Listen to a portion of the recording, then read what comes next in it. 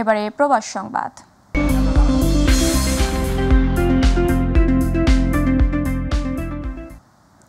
মালয়েশিয়ায় MyTV chairman ও ব্যবস্থাপনা পরিচালক নাসির উদ্দিন সাথীর মাতা ও মাইটিভির প্রতিষ্ঠাতা চেয়ারম্যান মরহুমা ওমেদা বেগমের 18তম মৃত্যুবার্ষিকী কোরআনখানি মিলাদ মাহফিল ও বিশেষ মোনাজাত অনুষ্ঠিত হয়েছে।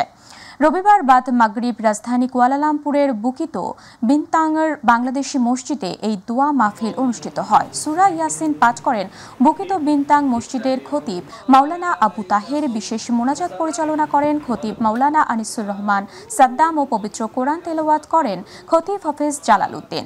মাহফিলে সভাপতিত্ব করেন মাইটিভির মালয়েশিয়া প্রতিনিধি আশরাফুল মামুন।